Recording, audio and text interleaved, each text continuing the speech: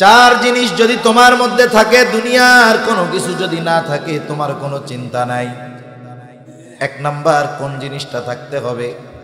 নবীজি বলেন, এক নাম্বার হলো হিফযু আমানাতিন, আমানতের হেফাজত, তথা তোমাকে অবশ্যই অবশ্যই আমানতদার হওয়া লাগবে।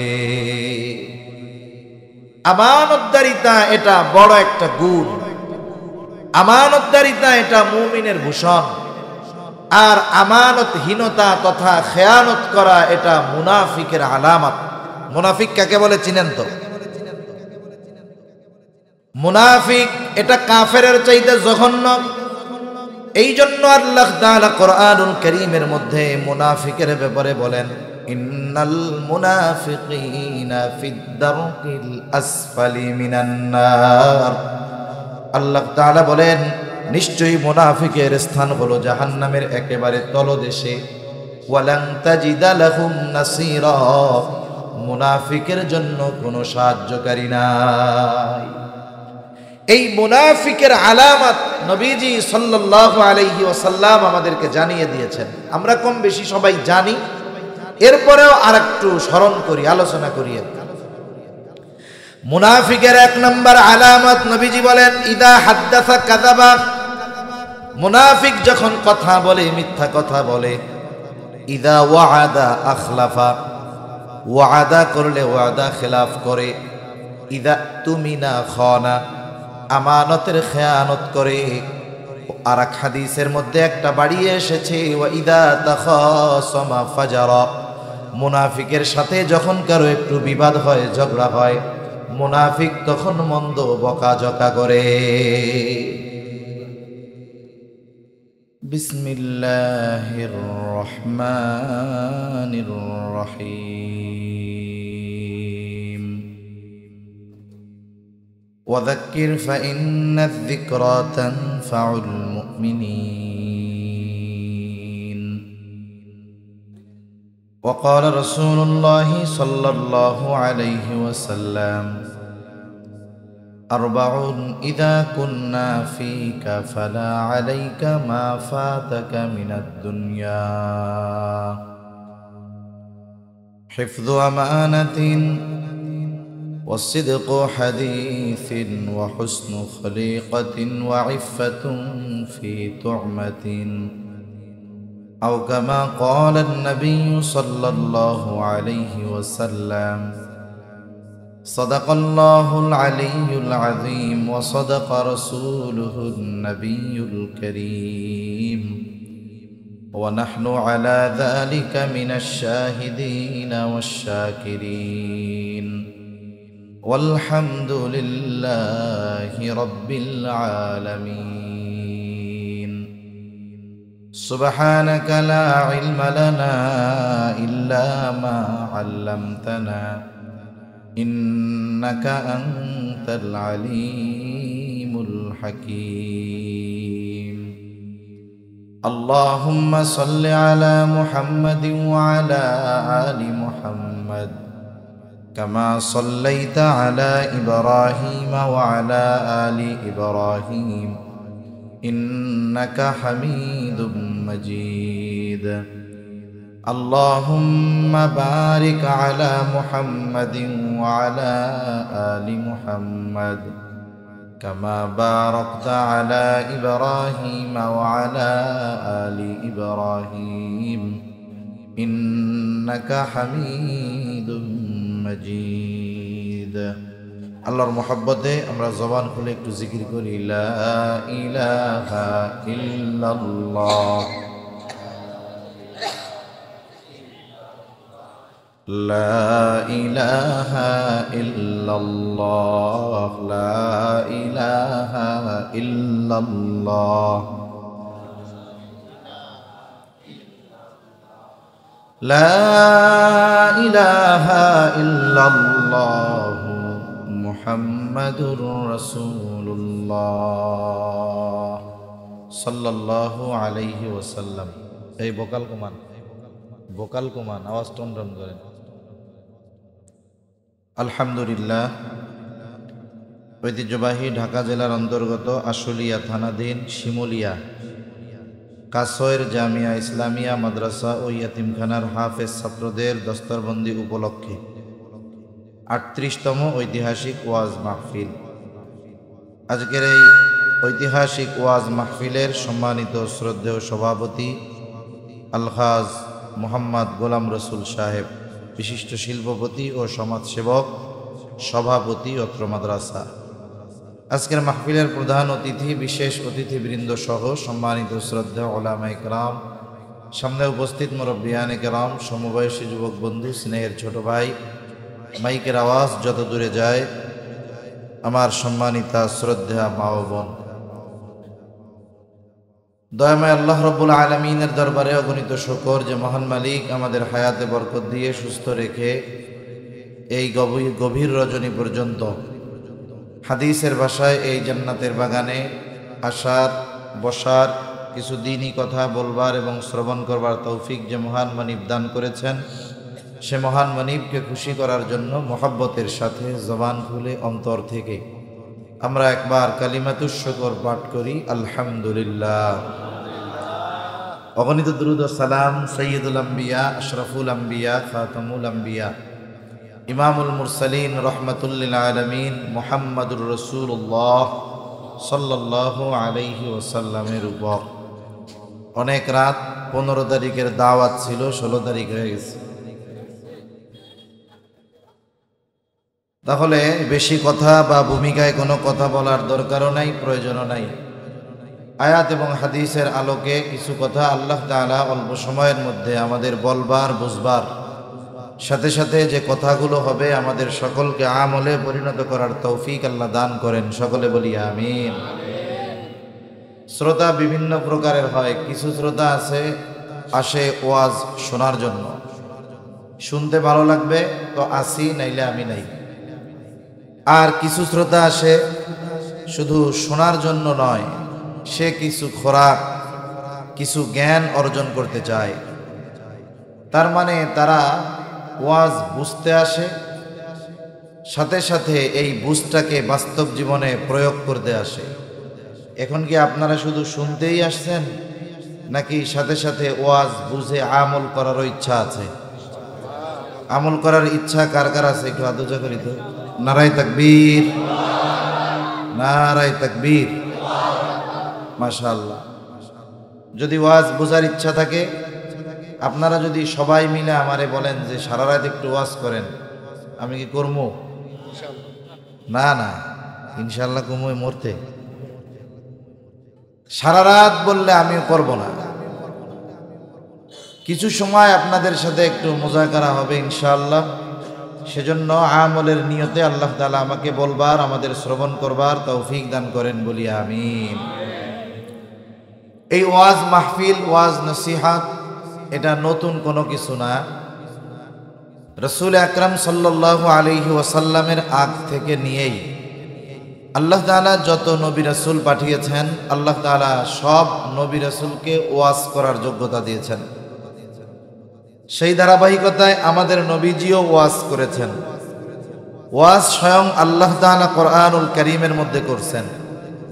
কোরআনুল কারীমে যত আয়াত আছে, 500 আয়াত বিধানাবলী সংক্রান্ত, বাকি প্রায় 6000-এর কাছাকাছি আয়াত, এগুলো সব ওয়াজ, নসিহত, উপদেশ, উপমা, ঘটনা, জান্নাতের ওয়াজ, জাহান্নামের ওয়াজ, অতীতের বিভিন্ন সম্প্রদায়ের ওয়াজ, জালেমদের কিছু ওয়াজ, কিছু ভালো মানুষের ওয়াজ। আল্লাহ তাআলা এত বেশি ওয়াজ করেছেন। সাথে সাথে নবীজি সাল্লাল্লাহু আলাইহি ওয়াসাল্লামকেও বলছে আপনি ওয়াজ করেন, বারবার উপদেশ দেন। কেন উপদেশ দিবেন? আল্লাহ তাআলা বলেন ওয়াযাক্কির ফাইন্নাদ যিকরা তানফাউল মুমিনিন, কারণ ওয়াজ, নসিহত, উপদেশ এটা মুমিনদের জন্য উপকারী। সুবহানাল্লাহ। এজন্য বাস্তবেই যদি আমরা ওয়াজটা ওয়াজের মতো করতাম, ওয়াজ যদি বাস্তবেই আমলের নিয়তে শুনতাম, তাহলে এই ওয়াজ মাহফিল দ্বারা আমাদের জীবনের অনেক বড় বড় পরিবর্তন সাধিত হতো। ঠিক কিনা বলেন? সেজন্যই শুরুতে বললাম, এখন মানুষ ওয়াজ শুনতে আসে। আবার এই জামানায় শুধু শুনতে আসে তা না, ওয়াজ দেখতেও আসে। ওয়াজ আবার দেখে কেমনে? চিন্তা করে যে এমন এক ভাইরাল বক্তা আসছে, এর চেহারাটা চল যায় একটু দেখে আসি গা। ওয়াজ শুনতে যায় না, কি কয় অমুককে দেখে আসি। এজন্য এক শ্রেণীর শ্রোতা আছে যে ওয়াজ দেখতেও আসে। আমরা যদি বাস্তবিক পক্ষে ওয়াজ আমলের নিয়তে শুনতাম, বলতাম, আয়োজন করতাম, তাহলে আল্লাহ তাআলা যে বলেছেন ফাইন্নাদ যিকরা তানফাউল মুমিনিন, এই উপদেশ, এই ওয়াজ এটা মুমিনদের জন্য উপকারী। বাস্তবেই নিয়ত যদি পরিশুদ্ধ থাকতো, এই ওয়াজ দ্বারা আমাদের জীবনের পরিবর্তন, বড় ধরনের পরিবর্তন সাধিত হতো। ঠিক কিনা বলেন? আমি রাসূল আকরাম সাল্লাল্লাহু আলাইহি ওয়াসাল্লামের ওয়াজওয়ালা একটা হাদিস আপনাদের খেদমতে পাঠ করেছি। খুব সুন্দর এবং ভালো একটা হাদিস।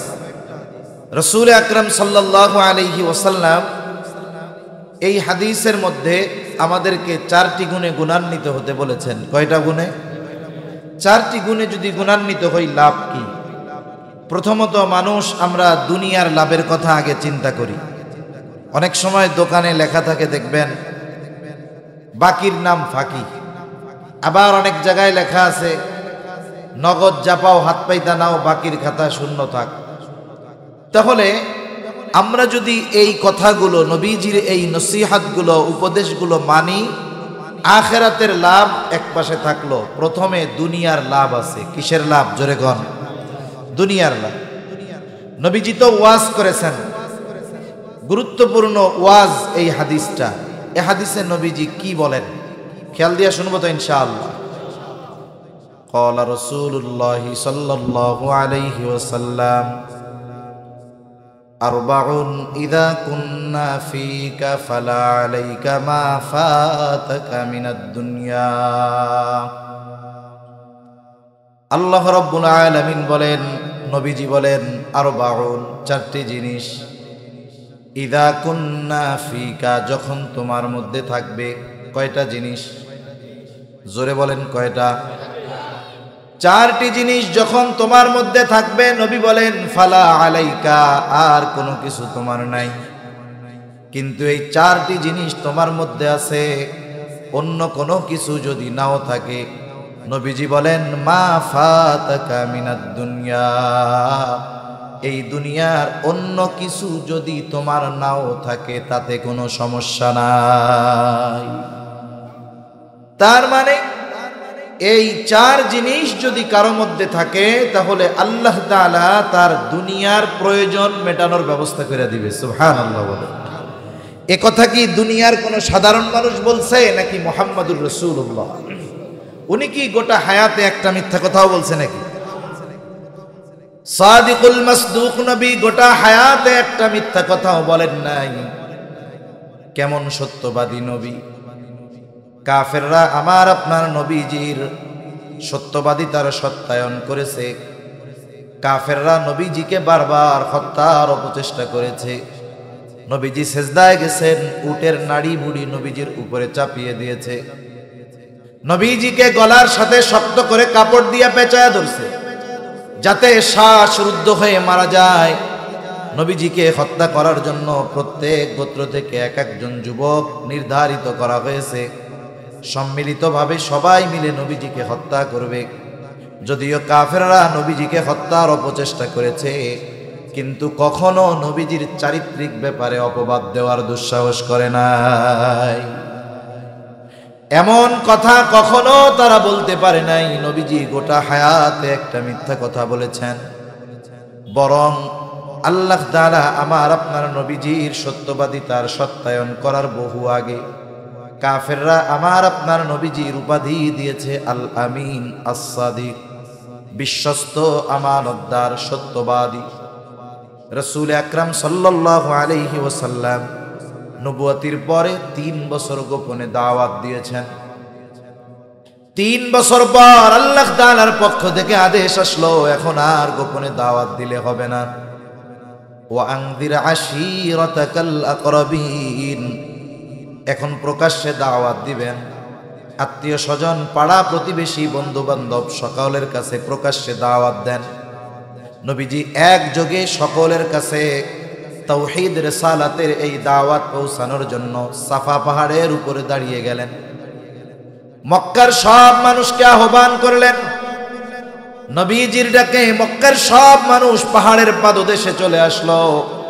নবীজি এবার সবাইকে জিজ্ঞাসা করতেছে, তারা জিজ্ঞাসা করছে ডাকছো কেন? নবীজি বলে, আমি যদি তোমাদেরকে এই সংবাদ দেই, এই খবর দেই যে এই পাহাড়ের পেছন দিকে পাদদেশে একদল সৈন্য তোমাদের উপরে আক্রমণ করার জন্য অপেক্ষা করতেছে, আকুনতুম মুসাদ্দিকিয়া, তোমরা কি আমার এই কথার সত্যায়ন করবা নাকি? তোমরা কি আমার এই কথা বিশ্বাস করবা নাকি? নবীজি প্রশ্ন করেছেন। উপস্থিত সকলে সমস্বরে জবাব দিয়ে বলে, অবশ্যই। কেন বিশ্বাস করব না? কারণ ইতিপূর্বে আমরা তোমাকে সর্ব অবস্থায় সত্যবাদী পেয়েছি। গোটা হায়াতে যিনি একটা মিথ্যা কথা বলেন নাই, সেই নবী বলতেছে, চার জিনিস যদি তোমার মধ্যে থাকে, দুনিয়ার কোনো কিছু যদি না থাকে, তোমার কোনো চিন্তা নাই। এক নাম্বার কোন জিনিসটা থাকতে হবে? নবীজি বলেন, এক নাম্বার হলো হিফযু আমানাতিন, আমানতের হেফাজত, তথা তোমাকে অবশ্যই অবশ্যই আমানতদার হওয়া লাগবে। আমানতদারিতা এটা বড় একটা গুণ। আমানতদারিতা এটা মুমিনের ভূষণ। আর আমানতহীনতা তথা খেয়ানত করা এটা মুনাফিকের আলামত। মুনাফিক কাকে বলে চিনেন তো? মুনাফিক এটা কাফেরের চাইতে জঘন্য। এই জন্য আল্লাহ তাআলা কোরআনুল কারীমের মধ্যে মুনাফিকের ব্যাপারে বলেন, ইন্নাল মুনাফিকিনা ফিদ দারকিল আসফালি মিনান নার। আল্লাহ তাআলা বলেন, নিশ্চয়ই মুনাফিকের স্থান হলো জাহান্নামের একেবারে তলদেশে। ওয়ালান তাজিদা লাহুম নাসীরা, মুনাফিকের জন্য কোনো সাহায্যকারী নাই। এই মুনাফিকের আলামত নবীজি সাল্লাল্লাহু আলাইহি ওয়াসাল্লাম আমাদেরকে জানিয়ে দিয়েছেন। আমরা কম বেশি সবাই জানি, এরপরেও আরেকটু স্মরণ করি, আলোচনা করি। মুনাফিকের এক নম্বর আলামত নবীজি বলেন, ইদা হাদ্দাসা কাযাবা, মুনাফিক যখন কথা বলে মিথ্যা কথা বলে। ইদা ওয়াআদা আখলাফা, ওয়াদা করলে ওয়াদা খেলাফ করে। ইদা তুমিনা খানা, আমানতের খেয়ানত করে। আর এক হাদিসের মধ্যে একটা বাড়িয়ে এসেছে, ওয়া ইদা তাখাসামা ফাজারা, মুনাফিকের সাথে যখন কারো একটু বিবাদ হয়, ঝগড়া হয়, মুনাফিক তখন মন্দ বকাঝকা করে। এই ত্রুটি সম্পন্ন মানুষ বাংলাদেশের অন্য জায়গায় থাকতে পারে, আলহামদুলিল্লাহ কাসরে নাই। আছে? আসতে কনকে আসেনি? আছে। নামাজ পড়ে হাজী সাহেব, ভালো মানুষ, কিন্তু এই চারটা দোষ একসাথে তার মধ্যে আছে। মিথ্যা কথাও কয়, ওয়াদাও খেলাফ করে, আমানতেরও খেয়ানত করে, আবার মসজিদ থেকে বাইরে হইয়া টুপিটা খুইলাই এমন শব্দ বোমা ছাড়ে যে কানে আঙ্গুল দিলেও এগুলো ঢুকে যায় কানের মধ্যে। আছে না নাই? অভাব নাই। এই মুনাফিকের আলামতগুলো যদি কারো মধ্যে থাকে, এগুলো বের করে ফেলা দরকার। মোবাইল, ইন্টারনেট, কম্পিউটারের মধ্যে ভাইরাস ঢুকে মাঝে মধ্যে। মোবাইল কম্পিউটার যারা চালায় অ্যান্টিভাইরাস দিয়ে রাখে, যেন এই ভাইরাস কম্পিউটারের অন্যান্য ফাইলগুলোকে ধ্বংস না করতে পারে। অনুরূপভাবে মুনাফিকের আলামত এমন এক ভাইরাস, সাধারণ ভাইরাস কম্পিউটারের হয়তো সফটওয়্যার খেয়ে ফেলবে, ফাইলগুলোকে নষ্ট করে ফেলবে, কিন্তু মুনাফিকের আলামত এমন এক ভাইরাস, যদি এই ভাইরাস কারো মধ্যে পরিপূর্ণ বিস্তার লাভ করতে পারে, তার ঈমান ধ্বংস করে ফেলবে। এজন্য এই ভাইরাস যদি আমার আপনার মধ্যে থাকে, বাইর করে ফেলবে। মনে করেন এক লোকের হয়েছে ক্যান্সার আঙ্গুলের মধ্যে, ডাক্তারের কাছে গেছে, ডাক্তার পরীক্ষা নিরীক্ষা করে বলে, আপনার এইখানে তো ক্যান্সারের জীবাণু দেখা যায়। এখন যে পরিস্থিতি, যদি আঙ্গুলের কিছু অংশ কেটে ফেলা না হয়, এই ভাইরাস গোটা দেহে বিস্তার লাভ করতে পারে, এটা আপনার মৃত্যুর কারণ হতে পারে। বলেন তো, এই কথা যখন ডাক্তার বলবে আঙ্গুলের কিছু অংশ কাটার দরকার, আপনি জীবন বাঁচানোর স্বার্থে আঙ্গুল না, প্রয়োজনে হাত কেটে ফেলবেন, ঠিক না?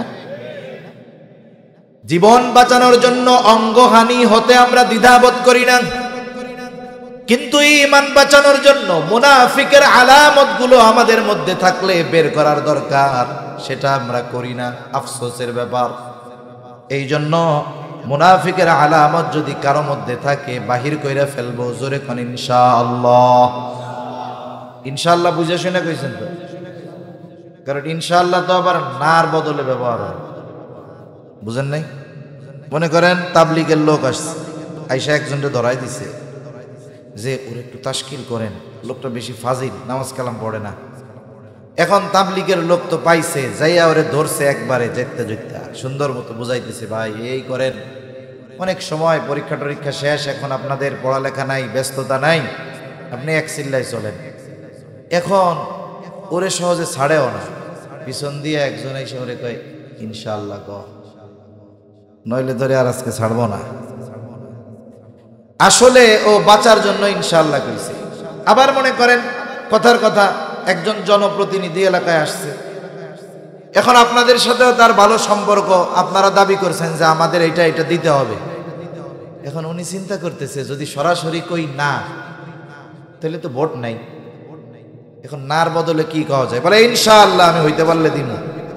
তার মানে এই ইনশাআল্লাহ আসলে বলে নাই, বলছেন নার বদলে, ঠিক কিনা বলেন?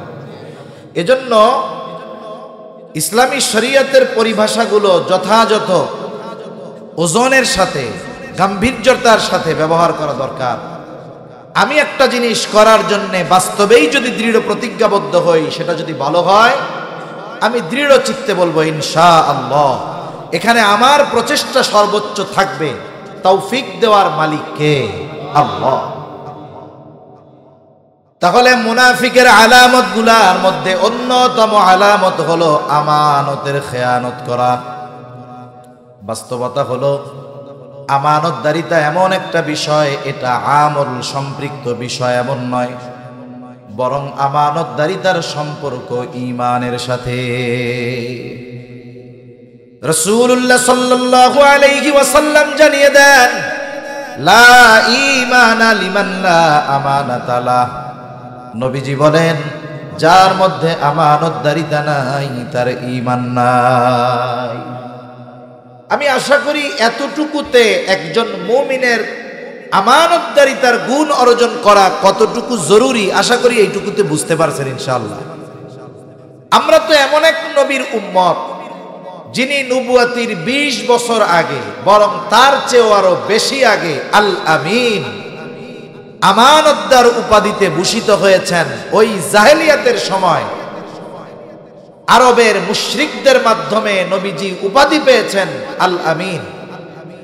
নবীজির এই আমানতদারিতা কত মজবুত আমানতদারিতা ছিল, একটা উদাহরণ দিলে বুঝতে সহজ হবে। মক্কায় যখন নবীজির উপরে অত্যাচারের মাত্রা বেড়ে গেল, আল্লাহ তাআলা আমার আপনার নবীকে হিজরতের খবর জানিয়ে দিলেন যে অচিরেই আপনার হিজরত হবে মক্কা থেকে মদিনার দিকে। কিন্তু তারিখ কখন, সময় কখন আল্লাহ তাআলা জানান নাই।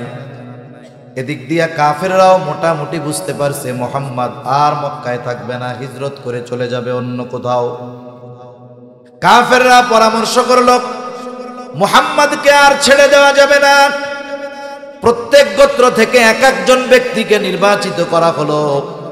এই দলের কাজ হলো আজ রাতেই মুহাম্মদকে দুনিয়া থেকে চিরতরে বিদায় করে দিতে হবে।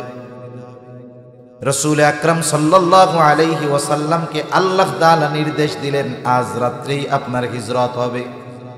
যেই রাত্রে কাফেররা হত্যার সিদ্ধান্ত নিয়েছে, ওই দিনটাতেই তারা নবীজির হিজরতের ব্যাপারে আল্লাহ তাআলার পক্ষ থেকে নির্দেশ আসছে।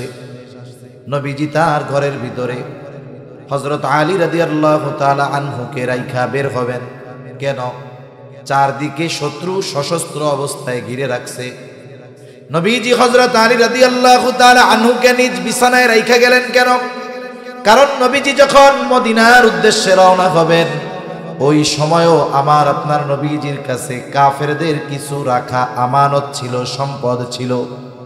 চিন্তা করে দেখেন, যারা হত্যা করার জন্য ঘরের চতুর্দিক সশস্ত্র অবস্থায় অবস্থান করতেছে, ওই মানুষগুলোর আমানত তাদের কাছে ফেরানোর ব্যবস্থা নবীজি করেছেন। এরপরে নবীজি হিজরত শুরু করেছে। এর আগে নবীজি সফর শুরু করেন নাই। আমরা হইলে কি চিন্তা করতাম? আমরা হইলে প্রথমে চিন্তা করতাম যাদের জন্য এলাকা ছাড়া লাগবে, দেশ ছাড়া লাগবে, এদের সম্পদ ফেরত দেওয়ার দরকার কি, এটা নিয়েই আমরা এখান থেকে যাইগা। অথচ নবীজি শত্রুর আমানত তার কাছে পৌঁছানোর ব্যবস্থা হওয়ার আগ পর্যন্ত নিজে সফর শুরু করেন নাই। কেমন আমানতদার নবী! আমরা সেই আমানতদার নবীর উম্মত। বলেন, আমাদের আমানতদার হওয়ার দরকার আছে না নাই? আমানতদার যদি হতে হয়, আমানতদারিতার ব্যাপারে তথা আমানতের ব্যাপারে আমাদের সকলের স্বচ্ছ ধারণা থাকতে হবে। প্রথমত জানতে হবে কোন কোন ক্ষেত্রে, কোন কোন জায়গায় আমানতদারিতা অর্জন করা দরকার। এক নাম্বার, অবশ্যই আমাদেরকে লেনদেনের ক্ষেত্রে আমানতদার হতে হবে, আদান প্রদানের ক্ষেত্রে আমানতদার হতে হবে। কারো সম্পদ যদি আমার কাছে আমানত রাখে অথবা জামানত রাখে, এই সম্পদ টাকা পয়সার হকদার যে, সে যদি ভুলেও যায়, আমাকে আপনাকে নিজ দায়িত্বে ওই সম্পদের হকদারের কাছে তার সম্পদ ফিরিয়ে দিতে হবে।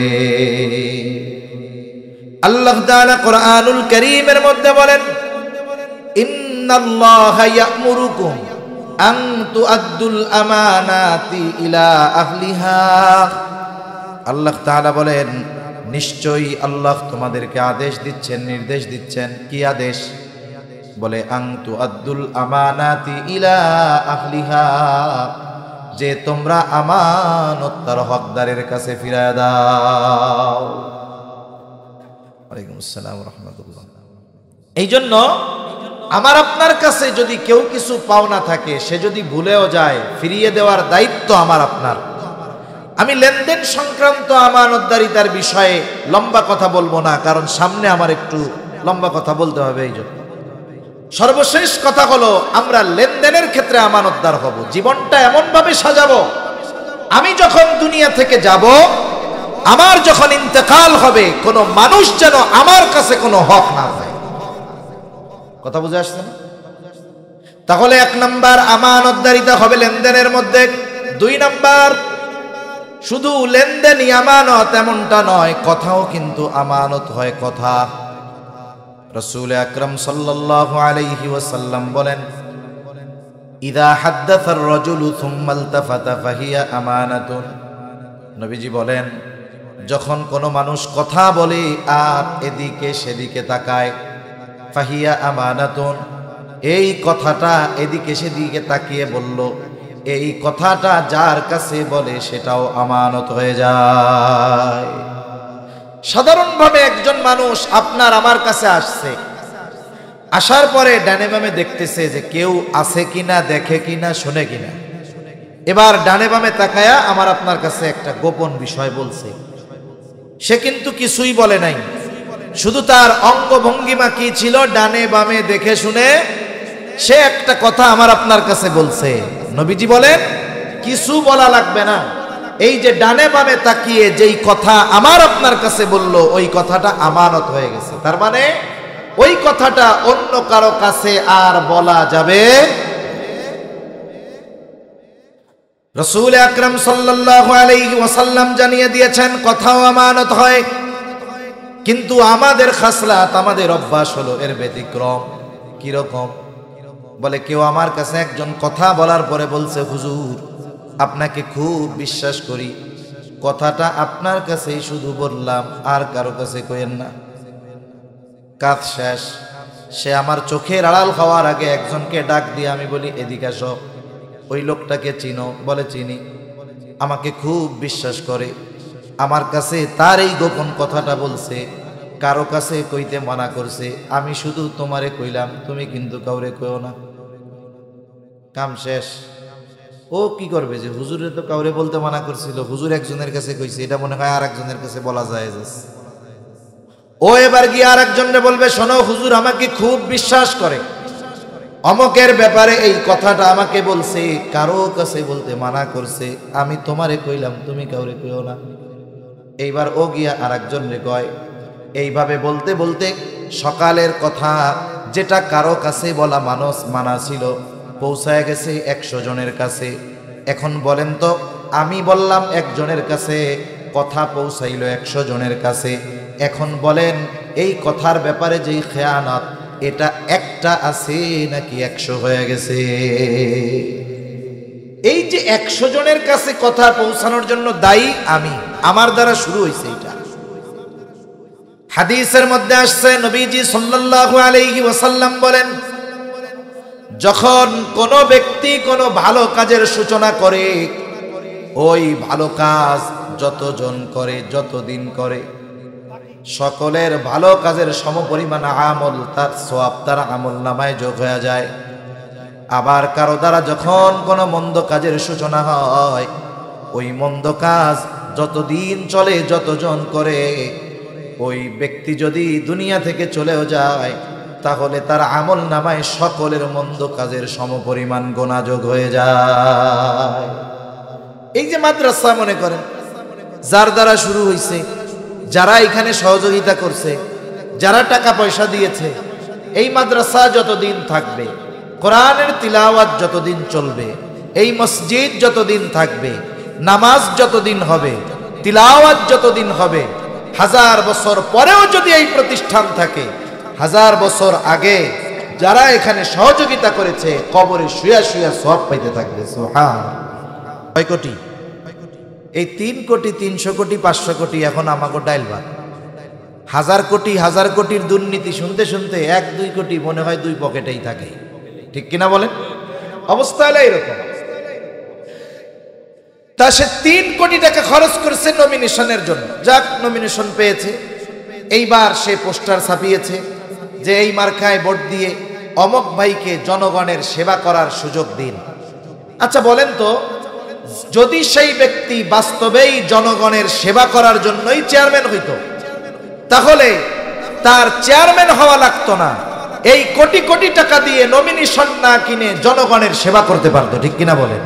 তার মানে এইখানে এই চেয়ারম্যানই দায়িত্বের একটা মজা তার আছে। অতীতের মানুষ বিশেষ করে রাষ্ট্রীয় দায়িত্ব নিতে চাইতো না। হযরত আবু যর গিফারি রাদিয়াল্লাহু তাআলা আনহুর ব্যাপারে এমনটা বর্ণিত আছে, উনার অনুপস্থিতিতে একটা মজলিসের মধ্যে উনার ব্যাপারে আলোচনা হইতেছে যে রাষ্ট্রীয় ওই দায়িত্বটা আবু যর গিফারিকে দিলে ভালো হয়। উনি কিন্তু ওই জায়গায় নাই, ওনার ব্যাপারে একটা আলোচনা হয়েছে, দায়িত্ব দেওয়াও হয় নাই।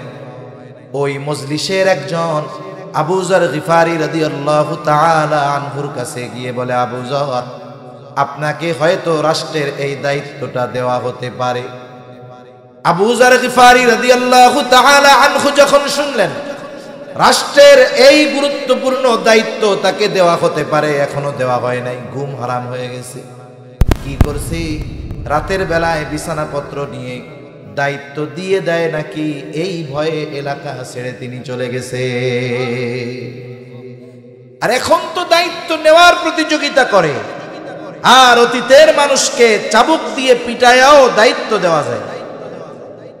ইমাম আজম আবু হানিফা রাহমাতুল্লাহি আলাইহি, সজাগ আছেন তো আপনারা? তাকবীর দেন, নারায়ে তাকবীর।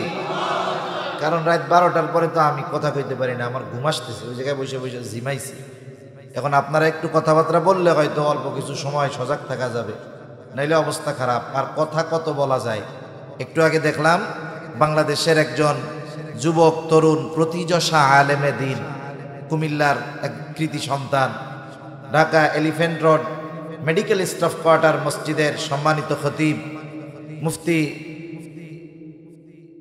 রফিউদ্দিন মাহমুদ নুরি বয়ান করতেছে। বয়ানের মধ্যেই ওনার ভয়েস যে ডাউন হয়েছে, কি হয়েছে আল্লাহ জানে, কথাই বের হচ্ছে না, অসুস্থ হয়ে গেছে। এজন্য কত কথা বলা যায়, সেজন্য অল্প কথার মধ্যে যদি আপনারা বুঝতে পারেন এটাই কামিয়াব। ঠিক কিনা বলেন? ইমাম আজম আবু হানিফা রাহমাতুল্লাহি আলাইহি খলিফা মনসুরের সাথে দেখা। খলিফা মনসুর ইমাম আজম আবু হানিফা রাহমাতুল্লাহি আলাইহি কে প্রস্তাব দিচ্ছে, ও ইমাম আবু হানিফা, প্রধান বিচারকের আসনটা খালি, প্রধান কাজীর পদ খালি, প্রধান বিচারকের পদ খালি, আপনি এই দায়িত্বটা গ্রহণ করেন প্রধান বিচারক। ইমাম আবু হানিফা রহমাতুল্লাহি আলাইহিকে যখন প্রস্তাব দেওয়া হলো, ইমাম আবু হানিফা খলিফার কথার পরপরই প্রস্তাব নাকচ করে দিলেন, বললেন না, এই দায়িত্ব আমি নিতে পারবো না। ইমাম আবু হানিফা যখন খলিফার মুখের উপরে প্রস্তাব ফিরিয়ে দিল, খলিফা রাগান্বিত হয়ে গেল, তার ইগোতে আঘাত লেগেছে, আত্মমর্যাদায় আঘাত লাগছে। আরে আমি খলিফা, আমার প্রস্তাব মুখের উপরে ফিরিয়ে দিল, কত বড় স্পর্ধা। হাতে ছিল চাবুক, এই চাবুক দিয়া ইমাম আবু হানিফার গায়ে জোরে একটা বাড়ি মেরে দিয়েছে। ইমাম আবু হানিফার গায়ে বাড়ি মেরে দিয়েছে, চাবুক দিয়ে আঘাত করেছে।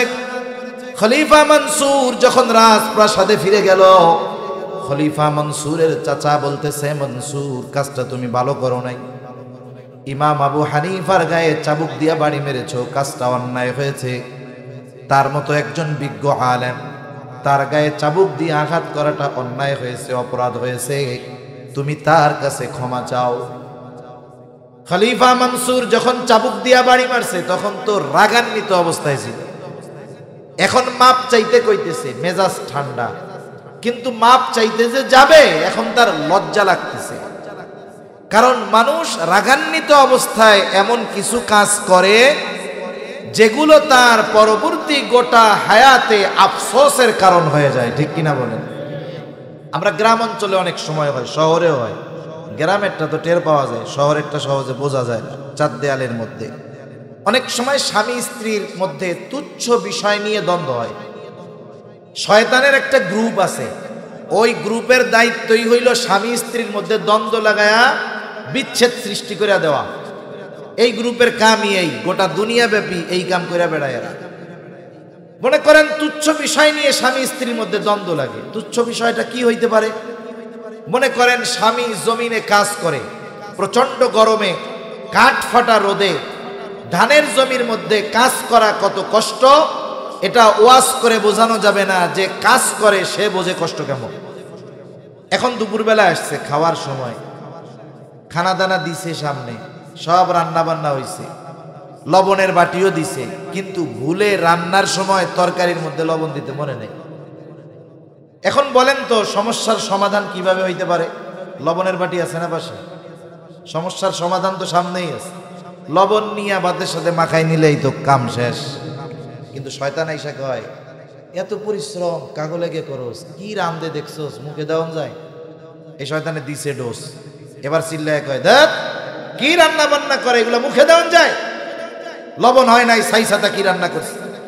যত ভালো মশলা টসলা সব দিক, লবণ যদি না দেয় খাবারের মধ্যে, খাওয়া যাবে? এখন মহিলা চিন্তা করে, হায় রে, এই গরমের মধ্যে লাকড়ির চুলায় পাশে বৈশা কত তাপ সহ্য করে রান্না করলাম, লবণ তো পাশেই ছিল, দিলেই তো কাজ শেষ, আর আমার এরকম কইলো। শয়তান কয়, দেখছস, তোর কষ্টের কোনো দাম নেই।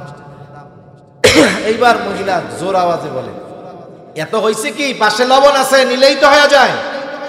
শয়তান এবার বেটারে কয়, দেখছস, গলার আওয়াজ তোর চাইতে 3 গুণ বেশি। এইবার শুরু হয়ে গেছে দ্বন্দ্ব। শুরুটা কি নিয়েছিল, লাস্টে দ্বন্দ্ব এমন অবস্থায় গেছে আশেপাশের লোকজন জড়ো হয়ে গেছে। লাস্টে মহিলারে শয়তান কয়, ওর ঘর করার দরকার কি? এবার মহিলা জোর গলা কয়, তোর ঘর আমি করুম না, আমার জীবনটাই শেষ। এবার যদি শয়তান বেটারা এসে কয়, এমন বউ তোর লাগবো না, কত বউ পাইবি? এইবার দুইজনের কথা, চতুর্দিক দিয়ে দর্শক আছে, দর্শক। গ্রামে এরকম হয় কি হয় না, কর না? স্বামী স্ত্রীর দ্বন্দ্ব, চতুর্দিকে কি আছে? দর্শক। বল খেলা দেখছেন? ফুটবল খেলা, ফুটবল খেলায় যখন চারদিক, মাঠের চারদিকে দর্শক, ফুটবল খেলায় নজর থাকে কোন দিকে? বলের দিক, বলের দিক। এখন সবাইয়ের নজর বলের দিকে। নিস্তব্ধ, নীরব, উত্তেজনা মুহূর্ত। বল নিয়ে স্ট্রাইকার টান দিছে, দৌড়, এমন দৌড় দিছে 3-4 জনকে কাটাইয়া যখন গোলকিপারের বরাবর শট করছে, গোলকিপার ধরতে পারে নাই। কি হইছে গন্ত? যখন গোল হয়, 80 বছরের বুড়া এক লাফে 5 হাত উঠে জায়গা, ঠিক কিনা কোন? এর আগে কিন্তু নিস্তব্ধ, নীরব, একদল চিন্তা করে খাইয়া গেলাম কি, আর এক দল চিন্তা করে এই তো গোল হয়ে গেল। ওই যে স্বামী স্ত্রীর দ্বন্দ্বের চারপাশে এরকম ফুটবলের দর্শকের মধ্যে কিছু আল্লাহর বান্দা দর্শক থাকে, কিচ্ছু কয় না, কিন্তু এতক্ষণে মারামারি সব হইতেছে, কিছু কয় না। যেই ওই মেয়েটা রাগ হইয়া মহিলাকে বলে, দিলাম তোর 14 গোষ্ঠী দইরা, এইবার কারে চাচা করছেন কি, ওই যে গোল দিলে লাফায় উঠে, লাফায় উঠছে। শয়তানের গোল দেওয়া শেষ, মিশন শেষ। এখন কি কয়? এখন কয় চাচা করছেনটা কি আপনি? সব শেষ হয়ে গেল, শয়তানের এক মিশন শেষ। এইবার শয়তান মোহাব্বতের খাজানা নিয়ে হাজির হয়। স্ত্রীর মধ্যে স্বামীর মোহাব্বত ঢুকায়, স্বামীর মধ্যে স্ত্রীর মোহাব্বত ঢুকায়, কিন্তু সম্পর্ক তো শেষ। এইবার দুইজন দুইজনের ছাড়া আর বাঁচে না। আরেকজন কয় এই যে 2 বছরের মাইয়াটা কে লালন পালন করবো, 7 মাস আসলে কামের বেটির মতো খাটাইবো এই বয়সে। এখন দুইজনের প্রতি দুইজনের মোহাব্বত চলে আসছে মাদ্রাসায় মোহতামিম সাহেবের কাছে। এই সাহেব কি হয়েছে? কই হুজুর বউরে তো তালাক দিয়ে দিছি। দিছস কেন? রাগের ঠেলায় দিছি হুজুর। তাকে খুশি হইয়া কেউ তালাক দেয় নাকি? খুশি রাগ হইয়াই তো দেয়, ঠিক কিনা বলেন? তার মানে দেখেন, মানুষের যখন রাগ হবে, এগুলো জীবনের মূল নীতি। রাগ যখন হবে, রাগান্বিত অবস্থায় কখনো সিদ্ধান্ত নিতে হয় না। এজন্য ইসলাম আমাদের শিক্ষা দিয়েছে রাগ যখন হবে কি করতে হবে। ইসলামের নির্দেশনা, রাগী অবস্থায় আপনি দাঁড়ানো আছেন, বৈশা পড়েন, বসা আছেন, শুয়ে পড়েন, মাটির সাথে গড়াগড়ি দেন। রাগ উঠছে, যার উপরে রাগ হয়েছে আপনি তার চোখের সামনে থেকে সরে যান, ওযু করেন, নামাজে দাঁড়ায় যান, অল্পতেই রাগটা নিমেষে মাটি হয়ে যাবে। ওই যে দেখেন যারা চতুর্দিকে দাঁড়ায় ছিল, মহিলারা যদি মহিলাকে টাইনা পুরুষের চোখের আড়ালে নিয়ে যাইত, আর পুরুষটা যদি পুরুষটাকে দূরে সরায়া দিত, দুইজন তখন দুইজনের থেকে চোখের আড়াল হতো। আশা করা যায় এই ধরনের অঘটনটা ঘটত না। এজন্য যেহেতু গ্রাম অঞ্চলের মানুষ আমরা, এই ধরনের সিচুয়েশন যদি আসে, অবস্থা যদি আসে, আমরা এই পদ্ধতি অবলম্বন করব, বলেন ইনশাআল্লাহ। এখন কথা হইল, রাগান্বিত অবস্থায় সিদ্ধান্ত নিছে, কিন্তু রাগ চলে যাওয়ার পরে চিন্তা করে কাজটা তো ভালো হয় নাই। খলিফা মনসুর নিজে গিয়ে ক্ষমা চাবে, লজ্জা লাগতেছে।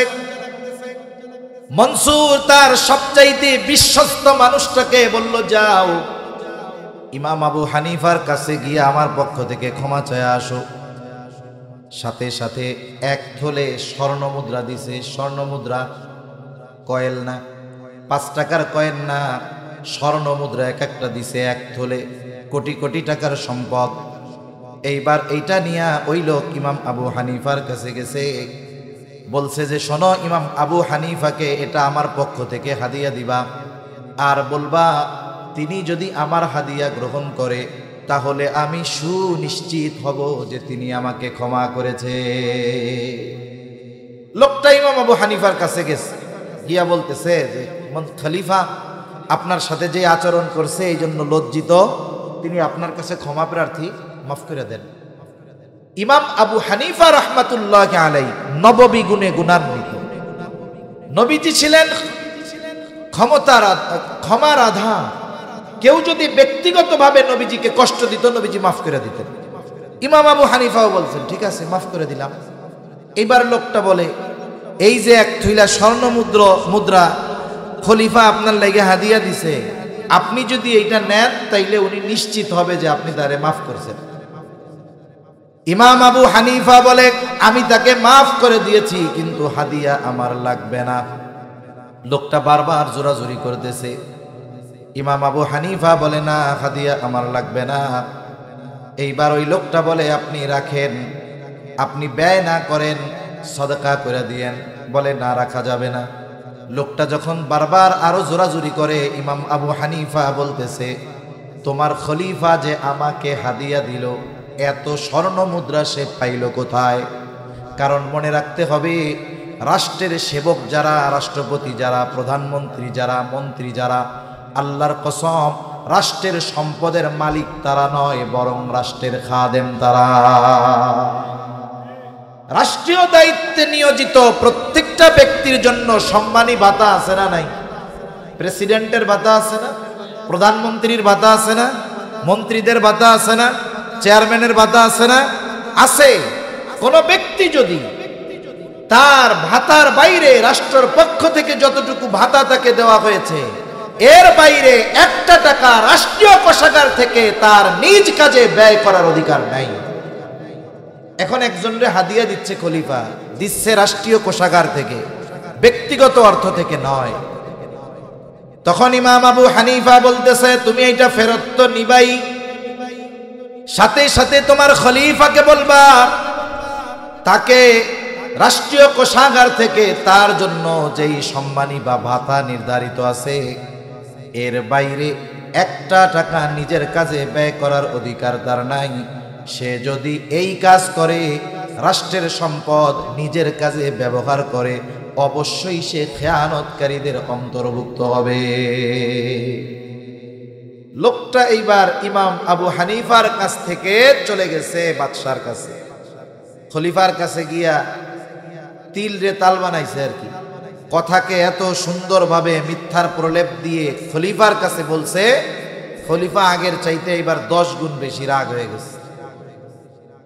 খলিফা এবার বাহিনী পাঠায় দিছে, যাও আমার ব্যাপারে এমন কথা বলে আটকাও, জেলখানার মধ্যে বড়। এইবার খলিফার আদেশে ইমাম আবু হানিফাকে জেলখানার মধ্যে ভরা হলো। ইমাম আবু হানিফাকে প্রতিদিন চাবুক দিয়ে আঘাত করা হতো আর বলা হতো, আপনি যদি প্রধান বিচারকের দায়িত্ব গ্রহণ করেন ছেড়ে দেওয়া হবে। ইমাম আবু হানিফা জেলখানার ভিতরে জালেমের জুলুমের চাবুকের আঘাত সহ্য করেছেন, কিন্তু প্রধান বিচারকের দায়িত্ব নেন নাই। ঐতিহাসিকদের থেকে 2টা মত পাওয়া যায়। একটা হলো, ওনাকে যখন খলিফা মনসুর আর টলাইতে পারে না, খাবারের সাথে বিষ মিশিয়ে নির্মমভাবে ওনাকে শহীদ করা হলো। আর এক বর্ণনায় আসছে, উনি যখন প্রচণ্ড অসুস্থ হয়ে গেলেন ওনাকে ছেড়ে দেওয়া হলো, ওনাকে গৃহবন্দী করে ফেলা হলো। মুহতামিম সাহেবের কাছে শুনলাম এই ময়দানে নাকি মুফতি আমিনী রহমাতুল্লাহ আলাইহিও আসছিলেন। মুফতি আমিনী রহমাতুল্লাহ আলাইহিকে জালেমরা গৃহবন্দী করে ফেলছিল। ইমাম আবু হানিফা রহমাতুল্লাহ আলাইহিকে গৃহবন্দী করে ফেলা হলো।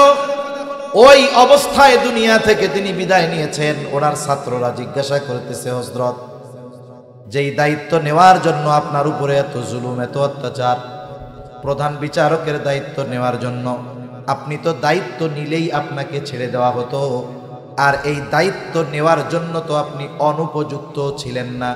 গোটা দুনিয়ায় যদি ওই সময় একজন মানুষ ওই প্রধান কাজীর দায়িত্ব নেওয়ার জন্য পরিপূর্ণ যোগ্যতা সম্পন্ন থাকতো, ওই একজন ব্যক্তি হইতেন ইমাম আজম আবু হানিফা। আপনি এত জুলুম সহ্য করলেন, এরপরেও আপনি রাষ্ট্রীয় দায়িত্ব নিলেন না, কারণটা কি? আবু দাউদে একটা হাদিস আছে, নবীজি বলেন, আমাদের কাউকে যখন কোনো সরকারি দায়িত্ব দেওয়া হয়, তোমাদের কাউকে যখন কোনো রাষ্ট্রীয় দায়িত্ব দেওয়া হয়, সে যদি ওই দায়িত্বের সুচ পরিমাণ খেয়ানত করে, সুচ পরিমাণ, নবীজি বলেন কিয়ামতের দিন ওই ব্যক্তি খেয়ানতের বোঝা নিয়ে আল্লাহর সামনে হাজির হবে। ইমাম আবু হানিফা বলেন, আমি যেই দায়িত্ব নেই নাই, কিয়ামতের দিন আল্লাহ তাআলা সেই দায়িত্বের ব্যাপারে আমাকে জিজ্ঞাসা করবে না, কিন্তু আমি দায়িত্ব নেবার পর আমার অজান্তেও যদি কারো উপরে কোনো অবিচার হয়ে যায়, কিয়ামতের দিন আল্লাহ তাআলার সামনে আমাকে খেয়ানতের বোঝা নিয়ে দাঁড়াতে হবে। এজন্য দায়িত্ব আমানত। রাষ্ট্রের প্রত্যেকটা দায়িত্বশীল ব্যক্তিকে যেই দায়িত্ব দেওয়া হয়েছে, এই দায়িত্ব তার কাছে আমানত। অনেকে চিন্তা করবে, হুজুর আমরা তো আর বিচারক না, সরকারি লোকও না, আমাদের দ্বারা দায়িত্বের খেয়ানত হয় না। অনেক মানুষের মাধ্যমে এই দায়িত্বের খেয়ানত হয়, হয় কি হয় না? আপনাদের এলাকায় তো মনে হয় ধান টান ভালো হয়, তাই না?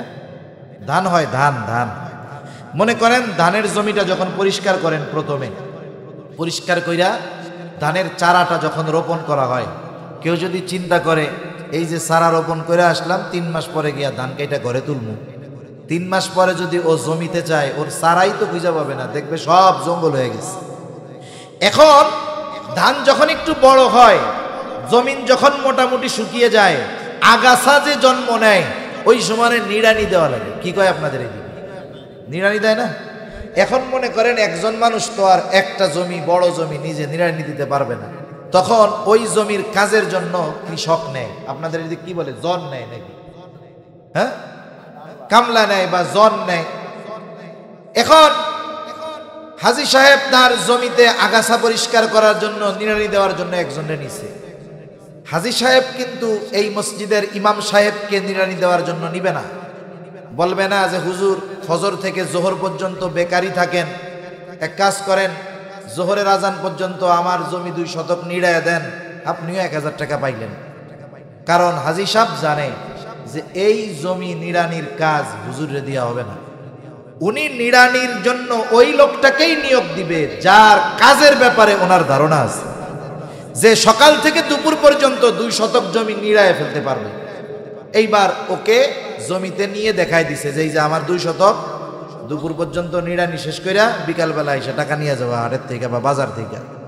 এখন ও নিড়ানি শুরু করছে, শয়তান ওর কাছে আসছে, আইসা ওরে অসওয়াসা দিচ্ছে, দেখ হাদিস শব্দ ধরে খুব বিশ্বাস করে, দেখোস নাই এর লাগে জমি দেখাইয়াই চলে গেছে, আর আইব না। তো তোর তো কালকে কোনো কাম নাই, আজকে যদি কাম শেষ করে ফেলস তাহলে কালকে টাকা পাবি কই?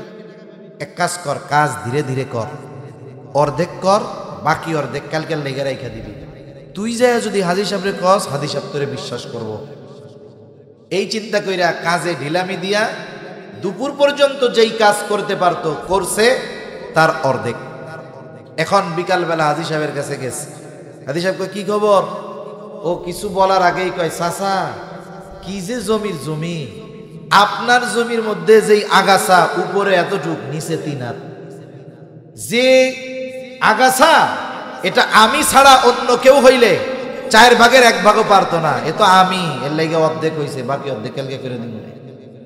হাজী সাহেব মনে মনে খুশি না, অন্য কেউ হইলে 4 কিষান লাগতো, টাকা যাইতো 2000-এর উপরে, আর এ তো 1000-এর মধ্যে কাম শেষ করে দিতেছে, আলহামদুলিল্লাহ খুব ভালো হয়েছে।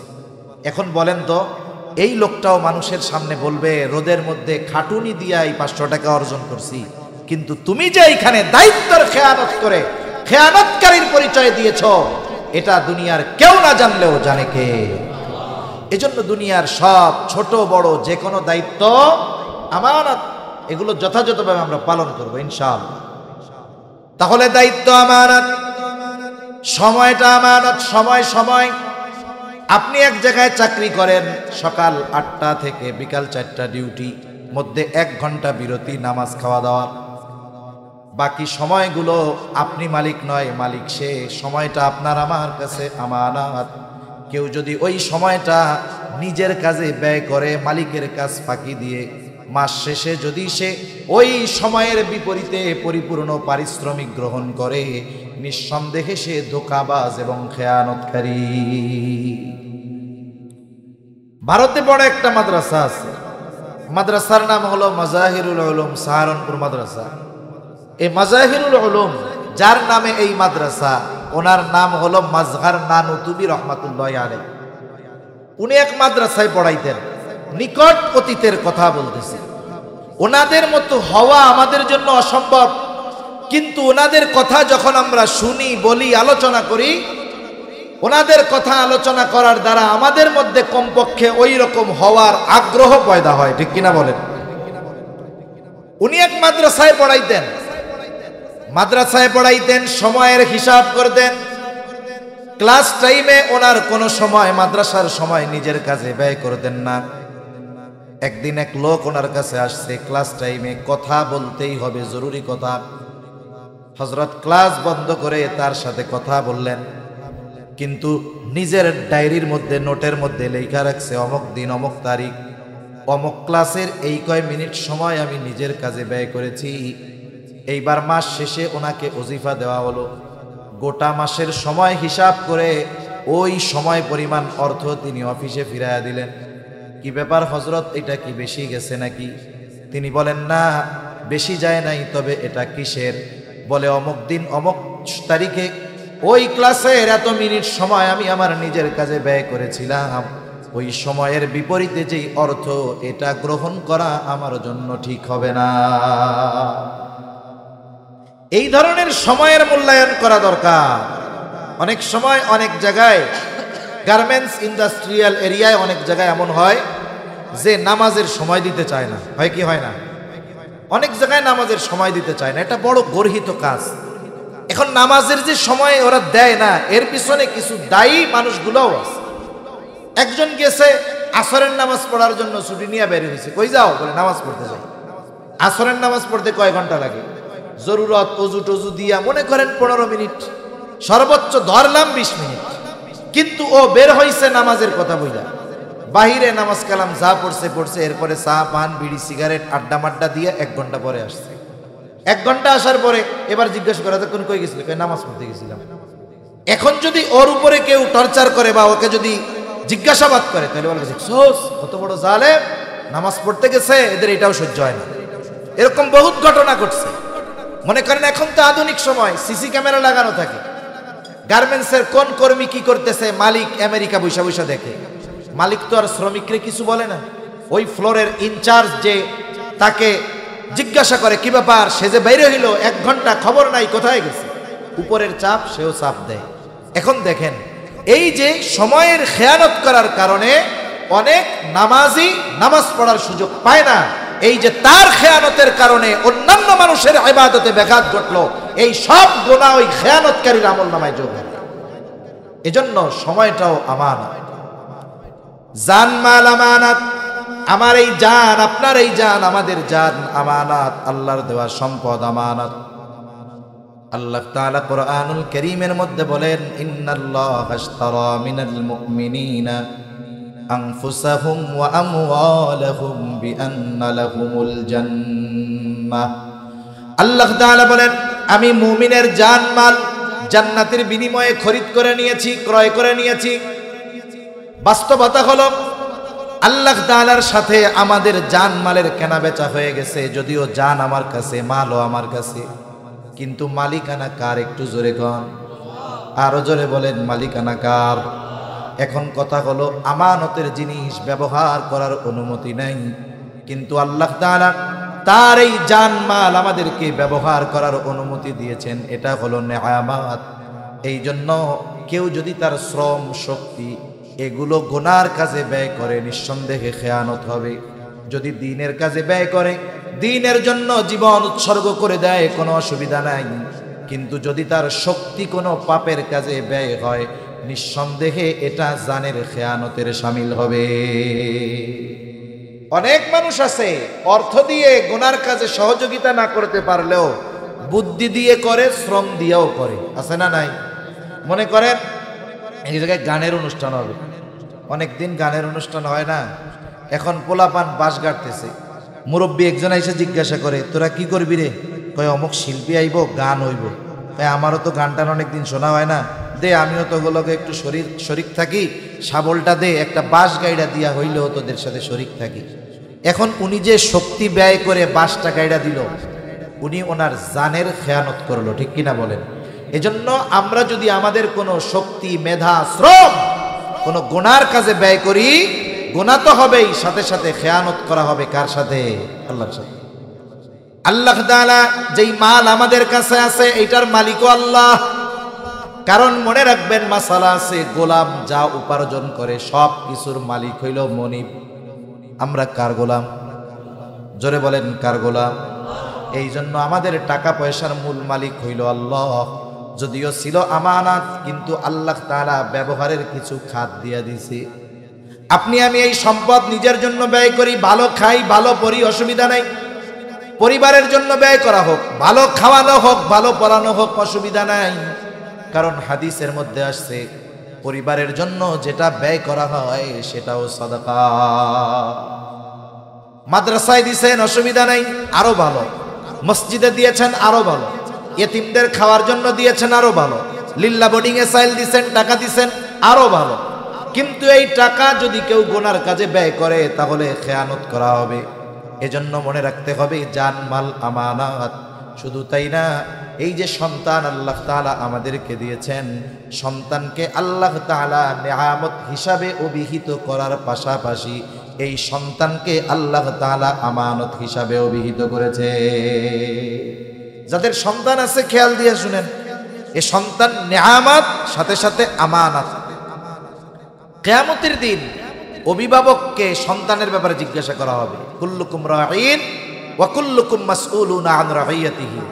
এই সন্তানকে যদি আপনি দ্বীন না শেখান, কোরআন না শেখান, দ্বীনের উপরে পরিচালিত হওয়ার ব্যবস্থাপনা যদি গ্রহণ না করেন, ওই ছেলে ইঞ্জিনিয়ার ডাক্তার যা হয় হোক, দ্বীন না শেখানোর কারণে এই সন্তানের ব্যাপারে খেয়ানতকারী হিসাবে কিয়ামতে আল্লাহর সামনে দাঁড়াতে হবে।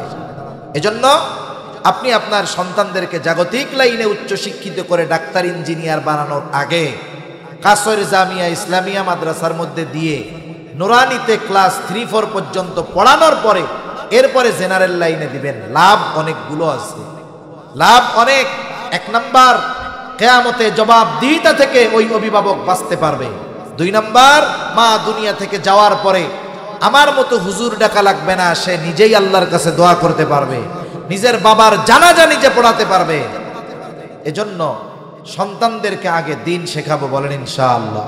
মনে রাখবেন, এ দুনিয়াতে দিন যাচ্ছে আর বৃদ্ধাশ্রম বাড়তেছে, ঠিক কিনা?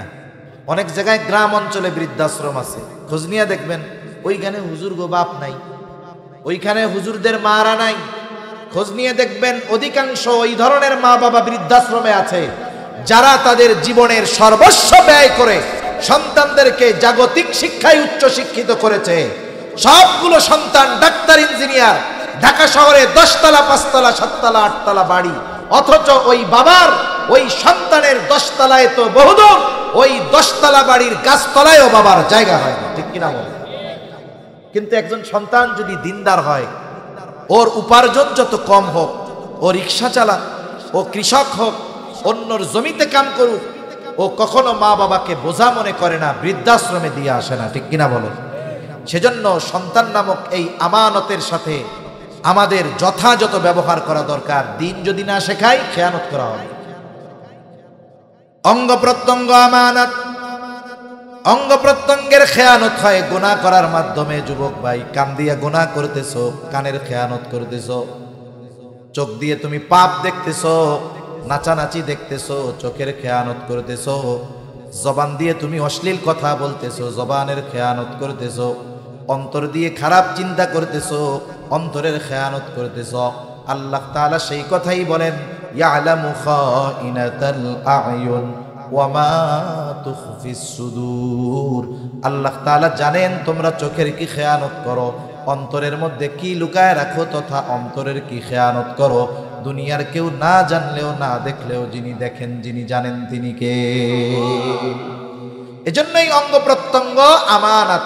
এই কয়েকটা বিষয় যদি আমরা ঠিক রাখতে পারি, তাহলে আমরা আমানতদার মুমিন হতে পারবো। কি মুমিন? জোরে বলেন, আরো জোরে বলেন, কি মুমিন? আমানতদার মুমিন। তাহলে নবীজি 4 গুণের কথা বলছিল। কয় গুণ স্মরণ আছে? 4 গুণ। বেশি সময় আর নিব না, অল্প সময়ের মধ্যে শেষ। 2 নাম্বার গুণ নবীজি বলেন, সিদকু হাদিসিন, সত্য কথা বলা তথা সত্যবাদিতার গুণ অর্জন করো।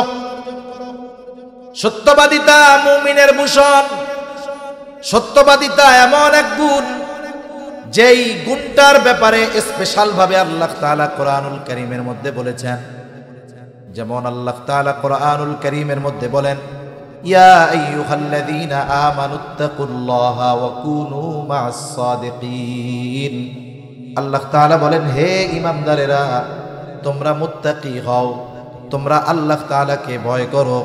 আমরা যদি প্রশ্ন করি, আল্লাহ মুত্তাকি কেমনে হব? আল্লাহ তাআলা বলেন, ওয়া কুনু মা'আস সাদিকিন, তোমরা সত্যবাদীদের সঙ্গী হয়ে যাও। মুত্তাকি হওয়ার জন্য আল্লাহ তাআলা সত্যবাদীদের সঙ্গী হতে বলেছেন। এজন্য সত্যবাদিতা বড় একটা গুণ। রাসূল আকরাম সাল্লাল্লাহু আলাইহি ওয়াসাল্লাম বলেন, ইন্নাস সিদকা ইয়াহদি ইলাল বির ওয়া ইন্নাল বিররা ইয়াহদি ইলাল জান্নাহ। নবীজি বলেন, নিশ্চয়ই সত্য মানুষকে কল্যাণের পথ দেখায়, আর কল্যাণ মানুষকে জান্নাতের পথ দেখায়। নবীজি বলেন, একটা মানুষ যখন সত্য বলতেই থাকে, একটা সময় ওই ব্যক্তি আল্লাহ তাআলার নিকটে সিদ্দিক তথা সত্যবাদী বলে গণ্য হয়ে যায়। আবার নবীজি বলেন, ওয়া ইন্নাল কিযবা ইয়াহদি ইলাল ফুজুর ওয়া ইন্নাল ফুজুরা ইয়াহদি ইলান নার। নবীজি বলেন, মিথ্যা মানুষকে পাপের পথ দেখায়, আর পাপ মানুষকে জাহান্নামের পথ দেখায়। এরপরে নবীজি বলেন, একটা মানুষ যখন মিথ্যা বলতেই থাকে, একটা সময় ওই ব্যক্তি আল্লাহ তাআলার নিকটে কাযযাব তথা মিথ্যাবাদী বলে গণ্য হয়ে যায়। এজন্য আমরা সত্য কথা বলবো, কারণ কোনো ব্যক্তি যদি মিথ্যাবাদী হিসাবে প্রসিদ্ধি অর্জন করে, এক সময় মানুষ তার সত্য কথাও বিশ্বাস করে না।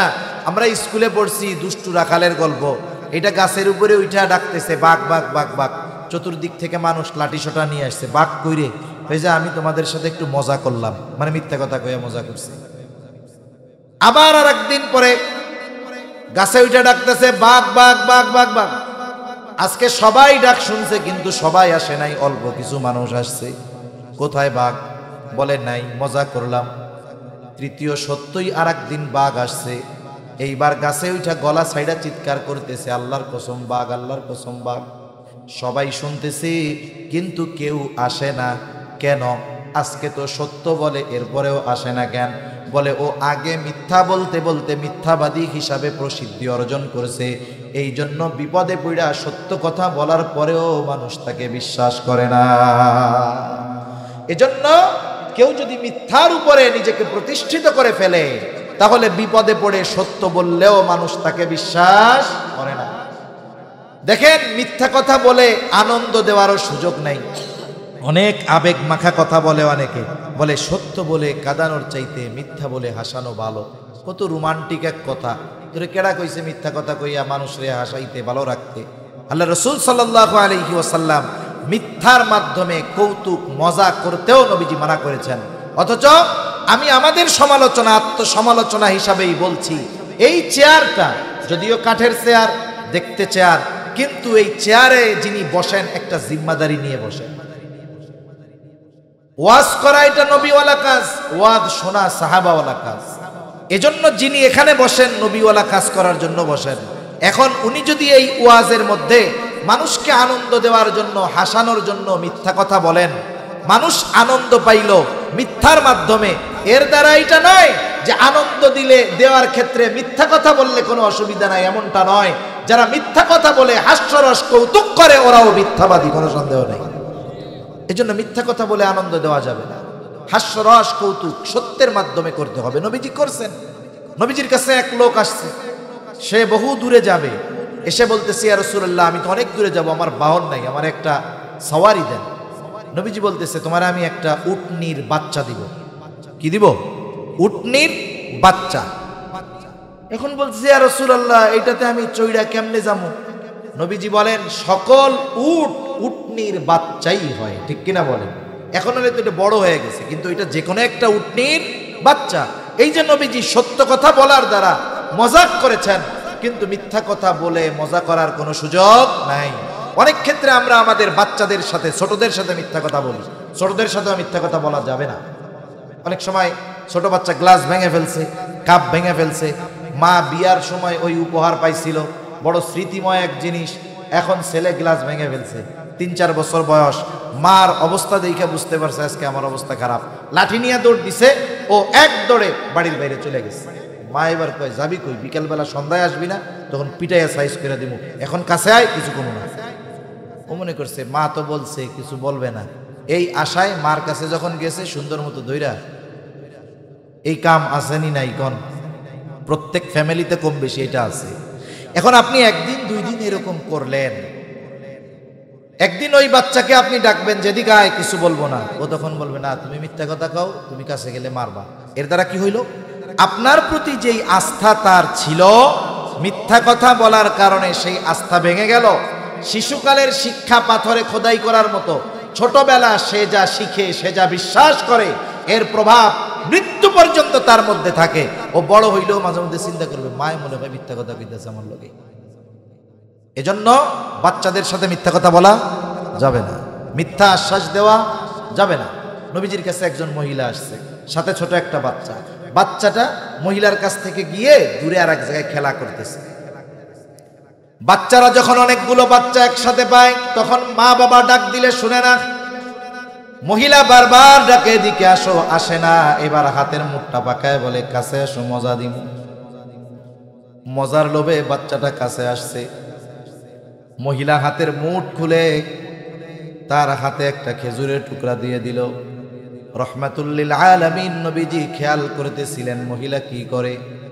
এইবার নবীজি তাকে বললেন, মহিলা শুনে নাও, তুমি যদি এই বাচ্চার হাতে কিছু না দিতা অবশ্যই তুমি মিথ্যাবাদী বলে গণ্য হতা।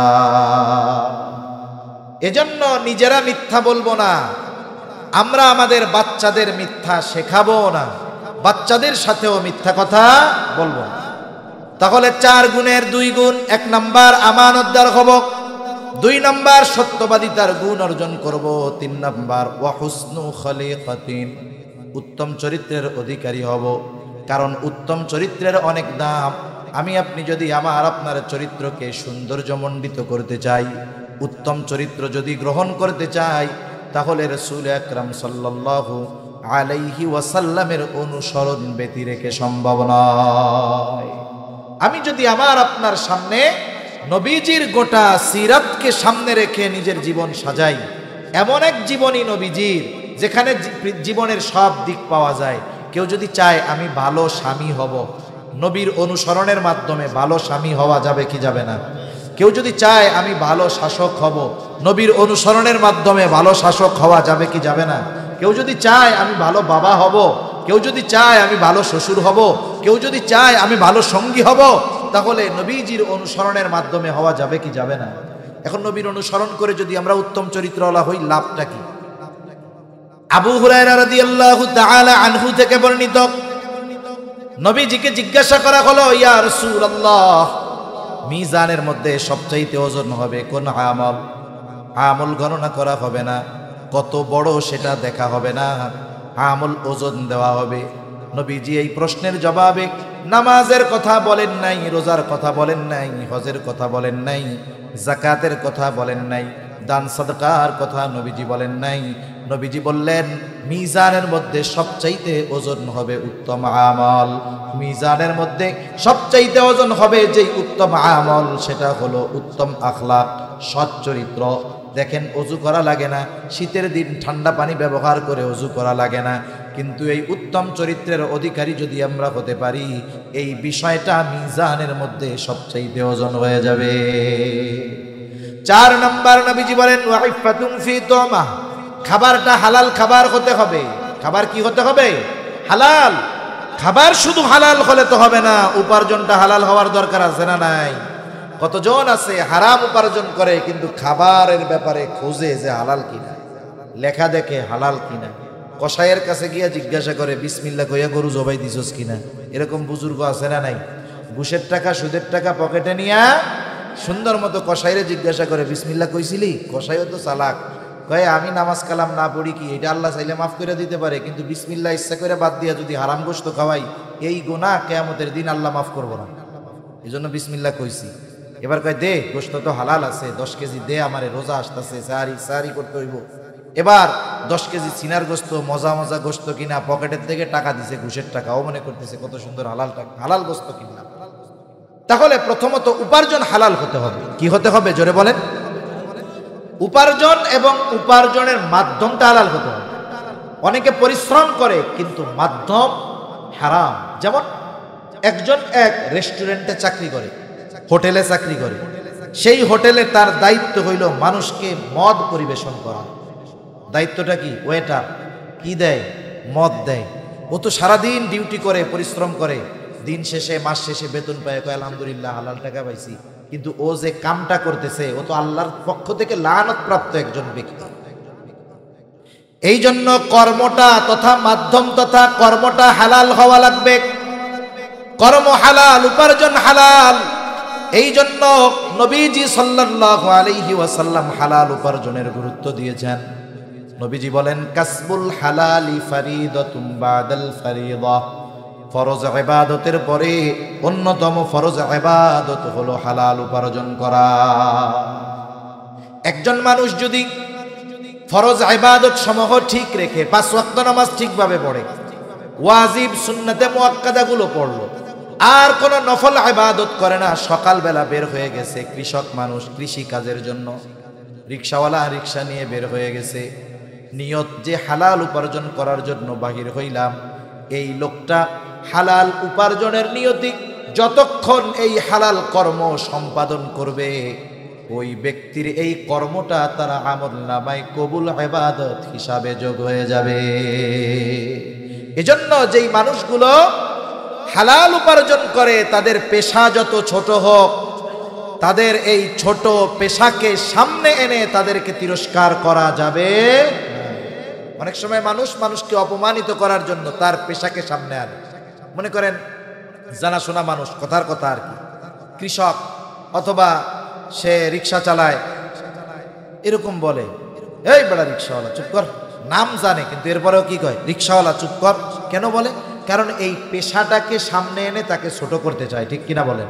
মনে রাখতে হবে, হারাম উপার্জনকারী সরকারি উচ্চ পদস্থ কর্মকর্তা সচিবের চাইতে আপনার বাজারে যেই ব্যক্তি জুতা সেলাই করে হালাল উপার্জন করে, ও আল্লাহ তাআলার কাছে বেশি প্রিয়। ঠিক কিনা বলেন? এজন্য কোনো হালাল পেশা নিয়োজিত ব্যক্তি, তাকে আমরা তার পেশার কারণে খোঁটা দিব না। কারণ এই পৃথিবীর অনেক পেশা আছে যেগুলোকে আমরা ছোট পেশা মনে করি, অথচ এই কাজগুলো পয়গম্বর আলাইহিস সালামরা করেছেন। এরকম অনেক কাজ আছে। সেজন্য আমরা কখনোই কাউকে হালাল পেশার সামনে এনে খোঁটা দিব না, তার পেশা যত ছোট হোক না কেন। ঠিক আছে তো ইনশাআল্লাহ? তাহলে 1 নম্বর পেশাটা, কর্মটা হালাল। 2 নম্বর উপার্জন হালাল। 2 নম্বর তার খাবারটাও হালাল হতে হবে। যদি খাবার হালাল না হয়, উপার্জন হালাল না হয়, ক্ষতি কি? কেউ যদি ঘুষ খায়, সুদ খায়, এই ধরনের অন্যায় করে যদি সম্পদ উপার্জন করে, এটা শুধু হারাম হয় না, বরং যাদের থেকে সুদ ঘুষ নেয় তাদের হকও নষ্ট করা হয়। এজন্য এই ধরনের কর্ম থেকে বেঁচে থাকতে হবে। সুদের মতো জঘন্য কারবারি থেকে বেঁচে থাকতে হবে। এই সুদের কারবারি আসেনি আপনাদের এদিকে? আছে? শুধু বেড়ারা না, বিডিরাও করে মনে হয়। অনেক জায়গায় মহিলারা সুদে টাকা লাগায়। আরে মিয়া, ব্যাংকে কি সুদ? ব্যাংক হ্যাগো কাছে ফেল, ব্যাংক এদের কাছে ফেল। এক একটা সুদী ব্যাংকে পরিণত হয়ে গেছে এক একটা ঘর। দেখেন, কথায় যেহেতু কথা আসলো, সুদ তো হারাম। সুদ কি? জোরে কোন। কিছু হারাম আছে, এটা এক সময় হালাল হয়। কিছু হারাম আছে, জায়েজ হয়। এখন কইব হালাল আবার হারাম, আবার হালাল হয় কেমনে হুজুর? মনে করেন এক লোকের 2 মাইয়া। এখন আপনি আপনার পোলারে বড় মেয়ের সাথে বিবাহ দিয়েছেন, ছোট জন হইল এর শালি। বলেন তো, এই মেয়েটা যতদিন আপনার ছেলের বিবাহ বন্ধনে আবদ্ধ থাকবে, ওই শালি তার জন্য হালাল না হারাম? এখন আপনার পুত্রবধূ মারা গেছে, শালিটার এখনো বিয়া হয় নাই, কিন্তু এখন তার সাথে বিবাহ বৈধ আছে না নাই? এখন তার জন্য বিবাহ করা হালাল হয়ে গেছে। হারাম কেমনে জায়েজ হয়? বলে একজন অসুস্থ হইছে, প্রচন্ড অসুস্থ, ডাক্তারের কাছে গেছে। ডাক্তার গবেষণা করে পাইল এই লোকটাকে যদি বাঁচাইতে হয় তাইলে প্রতিদিন 7টা পায়খানার পোকা খাওয়াইতে হবে, 250 গ্রাম শুয়োরের গোস্ত খাওয়াইতে হবে। কথার কথা। ওলামায়ে কেরাম আছে, জিজ্ঞাসা করেন, জীবন বাঁচানোর জন্য পায়খানার পোকা, শুয়োরের গোস্ত তাকে খাওয়ানো জায়েজ, ওষুধ হিসাবে হালাল হবে এমনটা নয়। আবার সে এমন এক জায়গায় গেছে যেইখানে খাবারও নাই, পানিও নাই, যা আছে সব হারাম।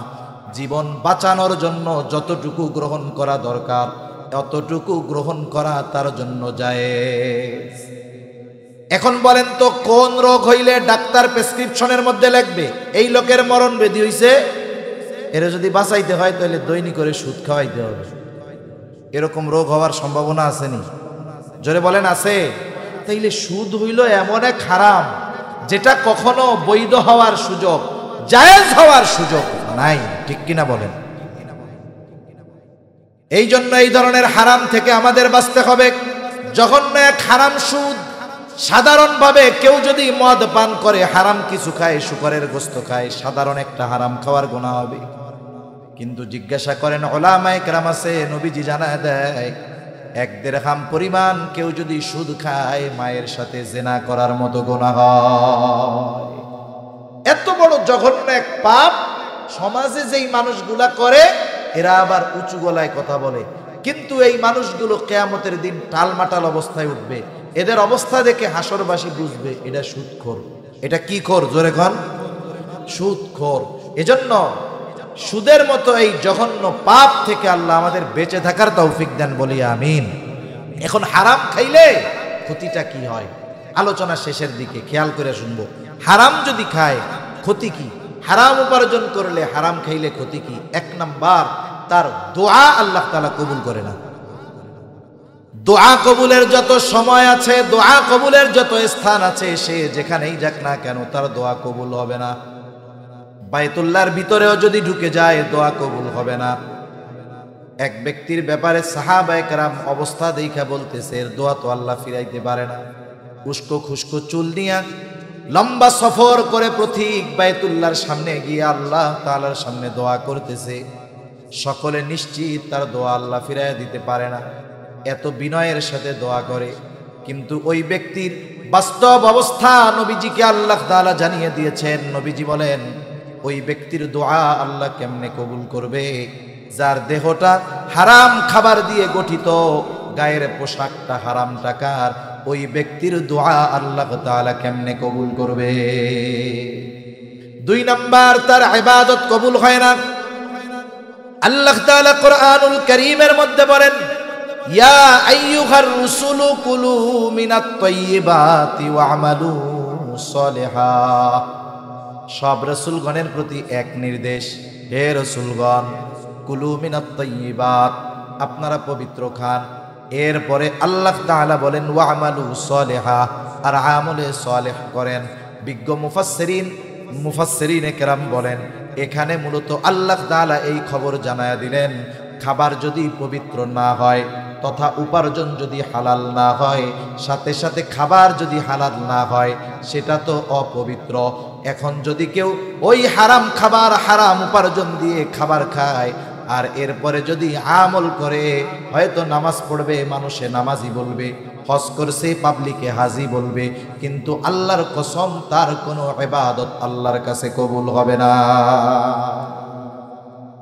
এরপরে বড় ক্ষতি কি? নবীজি বলেন, লা ইয়াদখুলুল জান্নাতা জাসাদুন গুদিয়া বিল হারাম। নবীজি বলেন, হারাম ভক্ষণকারীর শরীর জান্নাতে প্রবেশ করবে না। তাহলে দেখেন, দোয়া কবুল হবে না, ইবাদত কবুল হবে না, জান্নাতে প্রবেশ করতে পারবে না।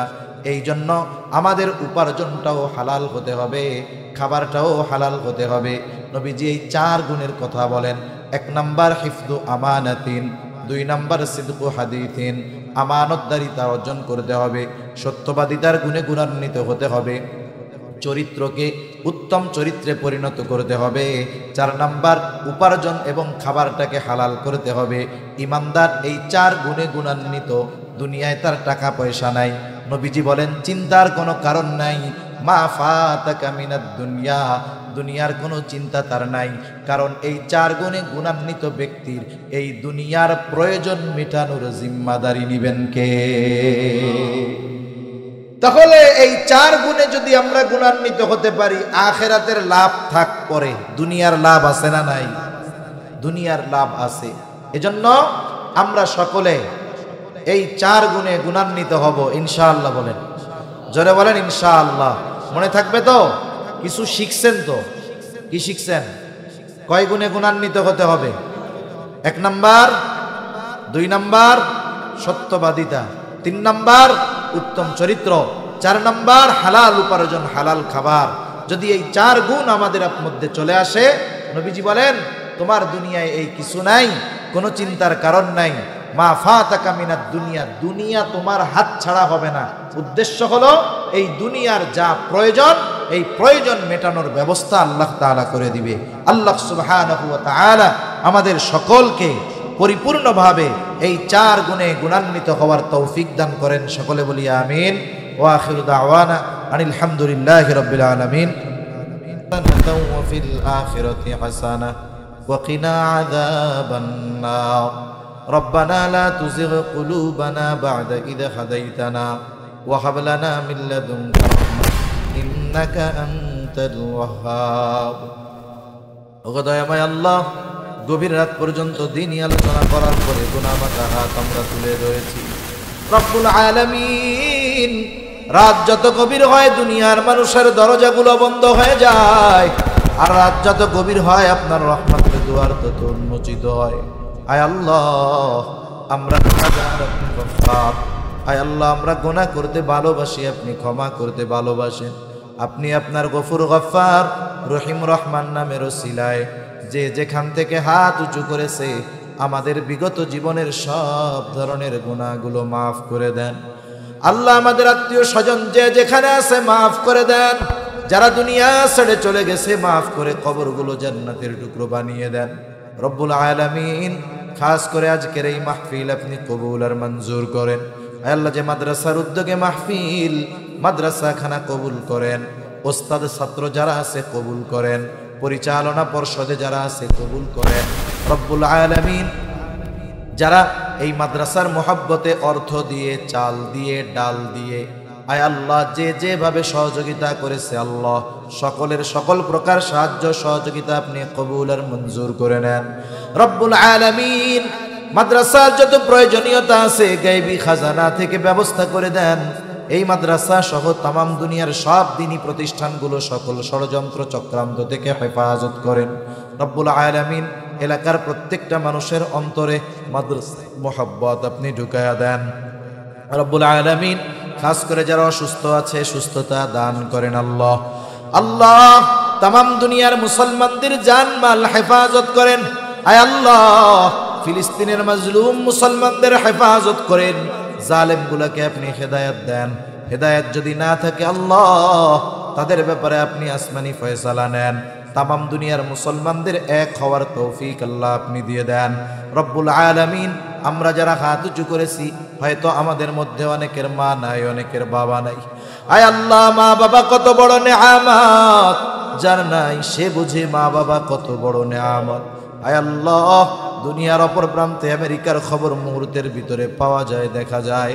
3 হাত মাটির নিচে মোহাব্বতের মা বাবার কবরের খবর জানা যায় না, দেখা যায় না। আয় আল্লাহ গুনার কারণে যদি কারো মা বাবার কবরে আযাব হয়, আমাদের মধ্যে যাকে পছন্দ, যারা আমল পছন্দ, তার আমলের ওসিলায় ওই মা বাবার কবরের আযাব আল্লাহ আপনি মাফ করে দেন। কবরগুলো জান্নাতের টুকরো বানিয়ে দেন। কিয়ামতের দিন হিসাব সহজ করে জান্নাতের ব্যবস্থা আপনি করে দিয়েন। যাদের মা বাবা বেঁচে আছে সুস্থ দীর্ঘ নেক হায়াত আল্লাহ আপনি দান করেন রব্বুল আলামিন। আমাদের স্ত্রী সন্তান আমাদের জন্য চক্ষু শীতলকারী হিসাবে কবুল করে নেন। আয় আল্লাহ যাদের সন্তান অবাধ্য আছে সন্তানগুলোকে আপনি বাধ্য করে দেন। বিবাহযোগ্য কন্যা যাদের আছে উত্তম দিনদার পাত্রের ব্যবস্থা করে দেন রব্বুল আলামিন। আসমানি জমিনি সকল প্রকার বালা মুসিবত থেকে আপনি হেফাজত করেন। আয় আল্লাহ অভাবীর অভাব দূর করে দেন। ঋণগ্রস্তের ঋণ পরিশোধ করার তৌফিক আল্লাহ আপনি দেন। আল্লাহ আমাদেরকে বরকতময় প্রশস্ত রিজিক দান করেন আল্লাহ। যারা বেকার আছে হালাল কর্মসংস্থানের ব্যবস্থা করে দেন। আয় আল্লাহ ব্যবসায়ীর ব্যবসার ভিতরে বরকত দেন। আয় আল্লাহ কৃষিজীবীর কৃষি কাজের মধ্যে বরকত দিয়ে দেন। আয় আল্লাহ অনেকে ধান মাদ্রাসায় দেওয়ার নিয়ত করেছে আল্লাহ। আয় আল্লাহ তাদের জমিনের ফসলগুলো আপনি আসমানি জমিনি সব বালা মুসিবত থেকে হেফাজত করেন আল্লাহ রব্বুল আলামিন। আমাদের দেশের উপরে খাস রহমত নাজিল করেন। আসমানি জমিনি সকল বালা মুসিবত থেকে আল্লাহ আপনি হেফাজত করেন। আয় আল্লাহ আমাদেরকে একজন ন্যায়পরায়ণ শাসক দান করেন আল্লাহ।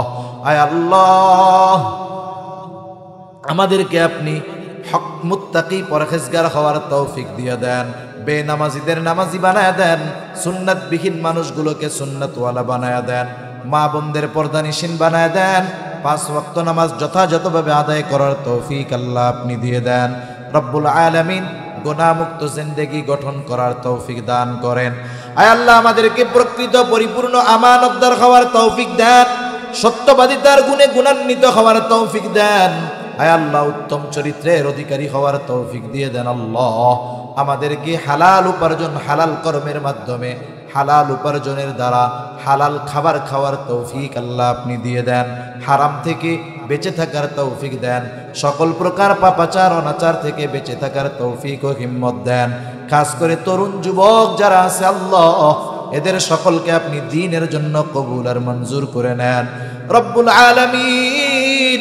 আপনি আমাদেরকে শাহাদাতের মৃত্যু দান কইরেন আল্লাহ। আয় আল্লাহ শাহাদাতের মৃত্যু দান কইরেন। ঘরে ফালায়া হঠাৎ মৃত্যু আপনি আমাদের দিয়েন না রব্বুল আলামিন। খাস করে আমাদের সকলকে বারবার মক্কা মদিনা জিয়ারতের তৌফিক দেন।